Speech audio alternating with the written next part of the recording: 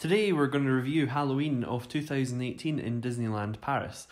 Halloween has just finished in Disneyland Paris and it's speeding along to Christmas, which started to arrive in Disneyland Paris today. What we're going to cover is kind of the key elements that were at Halloween and kind of what our thoughts were when we were there. This again should be a fairly short podcast. And we're going to kick off by talking about the Disney Village.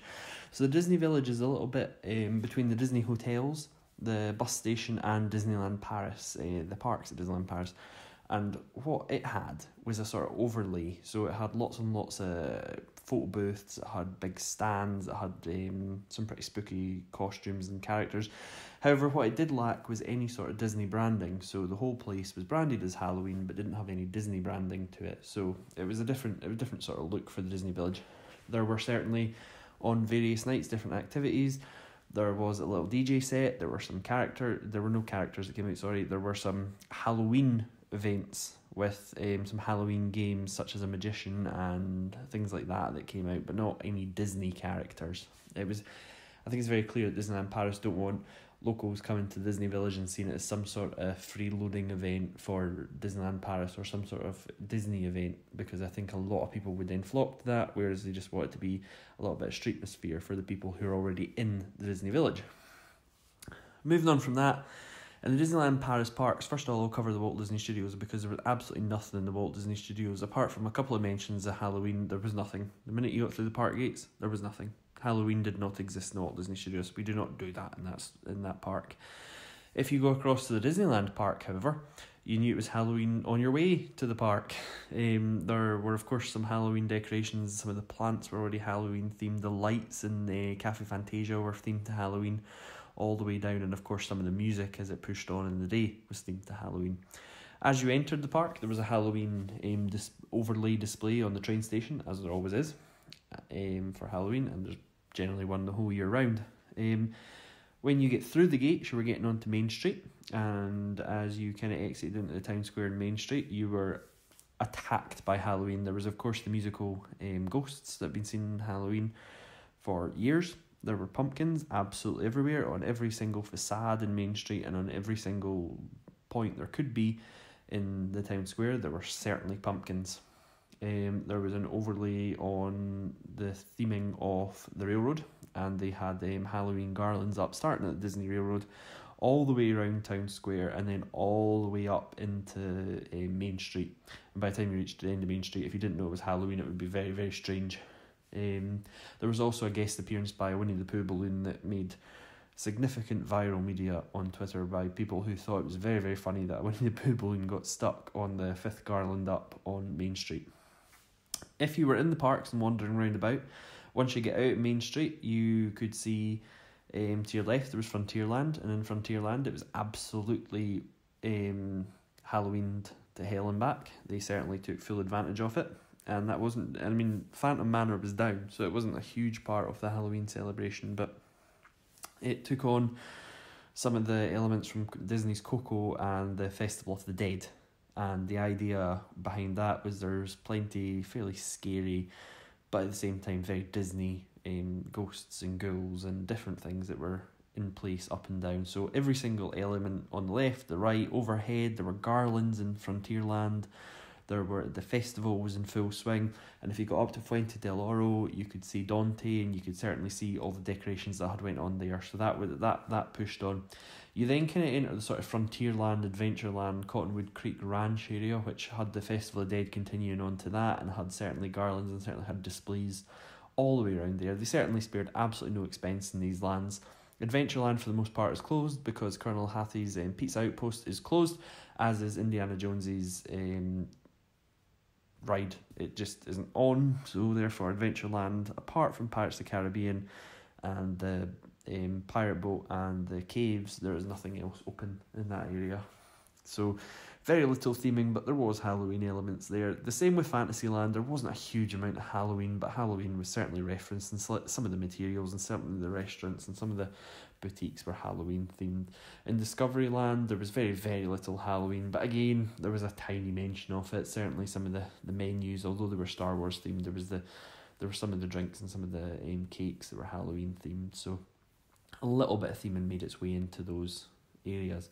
I will say that certainly Halloween season and the Halloween theme is investing quite heavily by Disneyland Paris in a way that it isn't always done for some of the other seasons, because for certain seasons, when you leave Main Street or you leave the kind of middle of the park, you don't necessarily get to see the theme at all. So I'll give it that Christmas and Halloween are the two big ones, and they certainly go all out for them.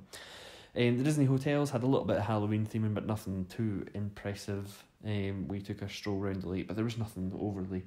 So there were a lot of Halloween special offers on in the shops, and there was some Halloween ice cream, and there was some Halloween cocktails, but not a terrible amount other than that.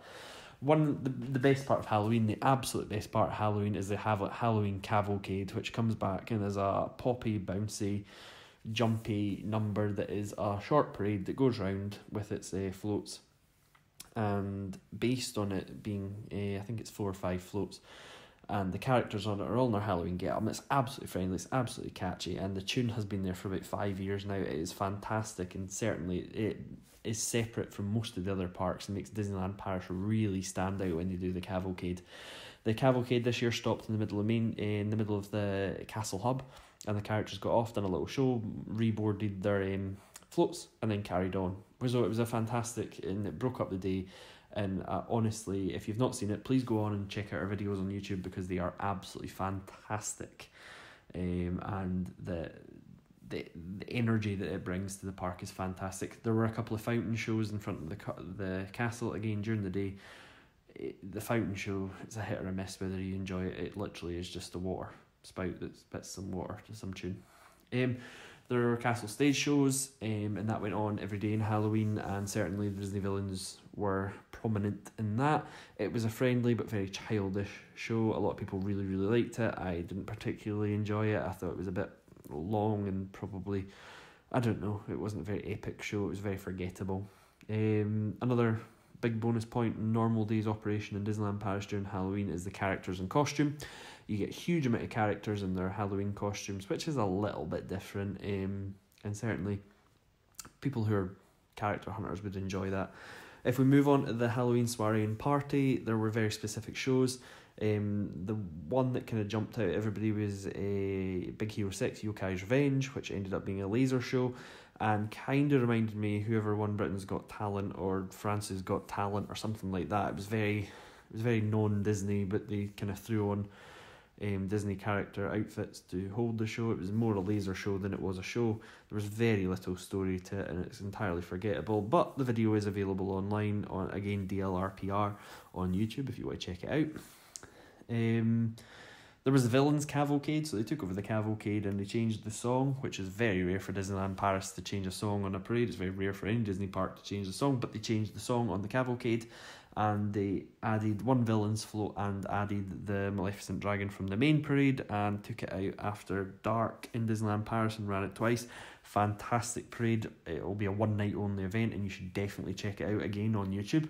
But a fantastic parade, and again, very upbeat, very, very central to the night and very exclusive. It makes the party absolutely worth doing. The rides during the Halloween party, very strangely this year, were absolutely packed. I don't know if Disneyland Paris were artificially inflating the wait times or FastPass was hurting it. It was later unavailable, but there were huge wait times. Big Thunder Mountain was at 90 minutes for most of the night until the very end. But again, a very good ride, and a lot of people were riding it. I would estimate there were probably about 40 to 45,000 people in the park that night. So they certainly made their money, but there were certainly long queues for the rides. There were a lot less characters, I'm told, available than previous, and a lot of them were not that rare or unique. So a lot of people that probably went and stood in the character line were in fact in a ride line.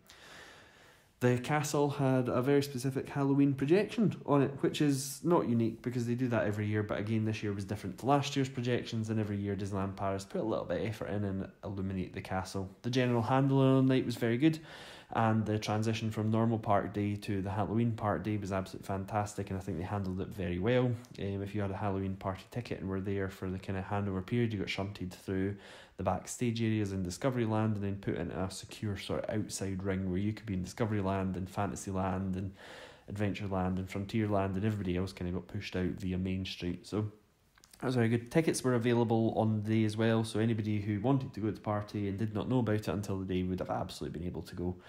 And then on a final note, there were 3 DJ sets that I got to see. There was the Buzz+Zurg DJ set, which took place in Discoveryland until midnight, and it was fantastic. Buzz Lightyear and Zurg were very good. Zurg was projected or was on a TV behind Buzz Lightyear. He was fantastic. And then there was Goofy+Max, which absolutely stole the show. This was probably the more children's one up in Frontierland, and was right up the back next to the Cottonwood Creek Ranch.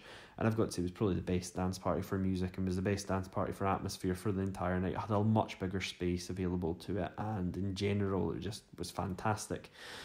DJ Don Diablo was on show in Discoveryland from midnight till 2 a.m, and while he's a big name and come to Disneyland Paris with some fantastic tunes and come with some fantastic light show, and he had all the pyrotechnic effects, I've got to say Goofy+Max were still a better show. So it could be that while Don Diablo is a big name and he is a DJ and he is in EDM and house, he possibly was not the DJ that I enjoyed the most. And certainly from speaking to a lot of other people, they felt the DJ Goofy+Max set was better up at Cottonwood Creek Ranch. So it goes to show that they can bring big names into Disneyland Paris and for these events, and it certainly is a big event, and it's very rare for them to do something like that. Probably on the success of Electroland, they've tried to do it. Some people had a great time because there was bars available next to them and they could get alcohol, and down by Discoveryland, maybe they had a great night. Personally, I thought Goofy+Max were better. So that is basically our overview of Halloween 2018 at Disneyland Paris. I'd love to hear what you thought, so you can talk to us on Twitter, DLRP Roundup. We're on YouTube and Facebook. Please follow us. Please subscribe. Please let us know your comments and tell us if this is any good or it's not very good at all. Until the next thing, which we'll be covering, which is Christmas, and even more Christmas, and probably some more Christmas on that, and a little bit of the Walt Disney Studios expansion. That's a roundup, and goodbye.